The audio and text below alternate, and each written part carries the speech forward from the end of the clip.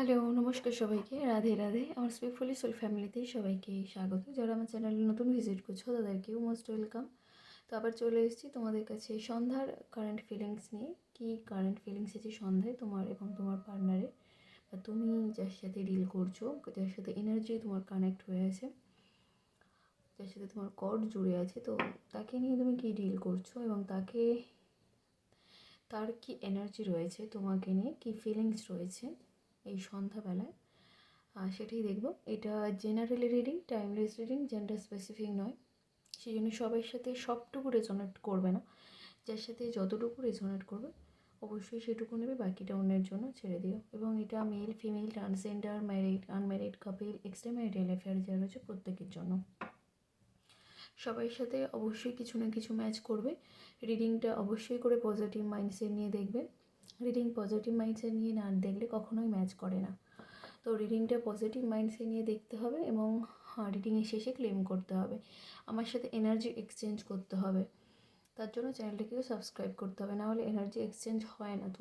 আমি তোমাকে দিচ্ছি, তুমি কিছু দিচ্ছ না, এরকম করলে এনার্জি এক্সচেঞ্জ হয় না। এটা সবসময় মাথায় রাখবে, তার কারণ এগুলো কিন্তু কেউ বলে না।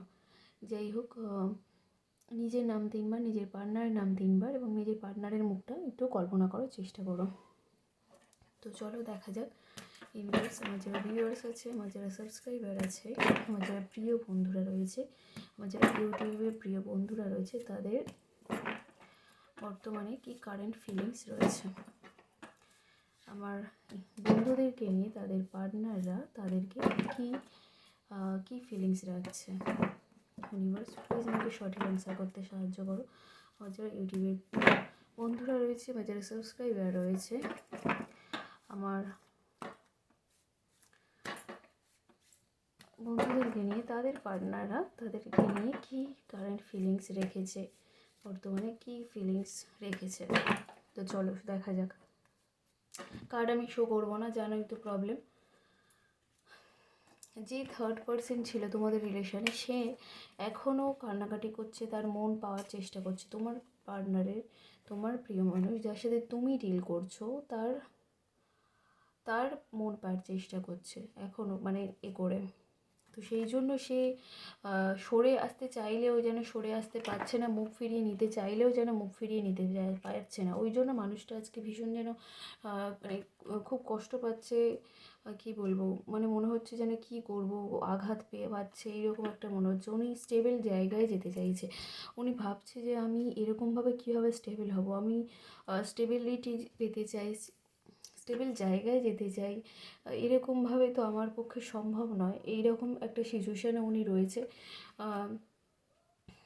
ভীষণ ভাবনা চিন্তা করছে। থার্ড পার্সনের কাছ থেকে প্রচণ্ড আঘাত পেয়েছে সে, মানে কি বলবো, কষ্ট পেয়েছে ভীষণ। কোনো সমস্যার ছিল বোধহয়, মানে এমন কিছু করেছে, সেই জন্য মানুষ, তোমার পার্টনারকে বুঝতে পেরেছে যে সেই মানুষটা কেমন। সেই জন্যই ভীষণ কষ্ট পাচ্ছে এবং সরে আসতে চাইছে। কিন্তু এমন ব্যাপারটা হয়ে গিয়েছে যে থার্ড পার্সনও এমন কিছু করছে, সেই জন্য উনি পুরোপুরি বেরিয়ে আসতে পারছে না। মানে মুখ ঘুরিয়ে নিয়ে যে চলে আসার কথা চিন্তা করছে, কিন্তু তাও যেন ঠিক পুরোপুরি বেরিয়ে আসতে পারছে না।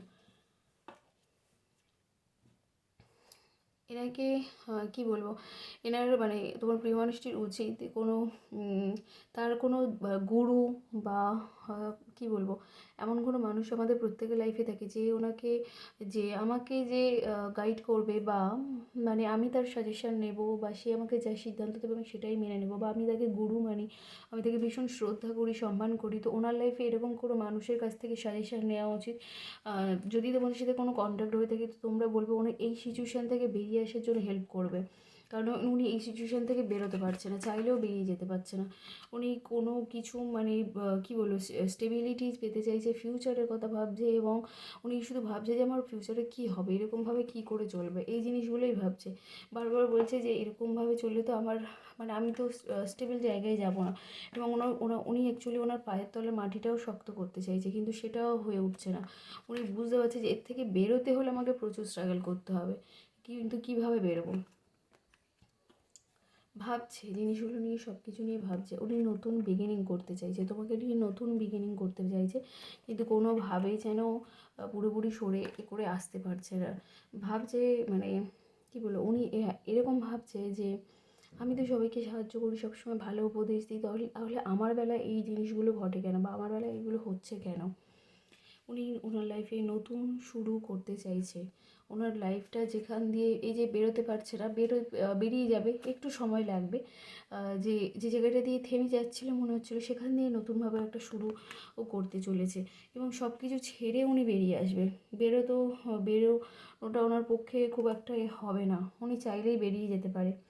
এবং উনি তোমার কাছে আসার জন্য, তোমার সাথে কন্ট্যাক্ট করার জন্য সুযোগ খুঁজছে, কোনোভাবে পেরে উঠছে না, মানে যে কীভাবে বা কী অজুহাতে তোমার সাথে কথা বলবো, সেই রকম একটা এনার্জি। তোমাকে ভীষণ ভালোবাসে, তুমি তুমি যে ওনার সোলমেট সেটাও উনি বুঝতে পেরেছেন, যে তুমি ওনাকে একমাত্র নিঃস্বার্থভাবে ভালোবাসো, তুমি ওনাকে বোঝো, শান্তি দিতে পারো, তুমি ওনার সোলমেট। সেই রকম একটা এনার্জি আমি আজকে সন্ধ্যাবেলায়ও পাচ্ছি, যে তুমি ওনাকে একমাত্র নিঃস্বার্থভাবে ভালোবাসো, বোঝো। উনি যেহেতু একজনের কাছ থেকে কষ্ট পেয়েছেন, আঘাত পেয়েছেন, বারবার তোমার কথাগুলোই মনে হচ্ছে যে তুমি ওনার একমাত্র সোলমেট।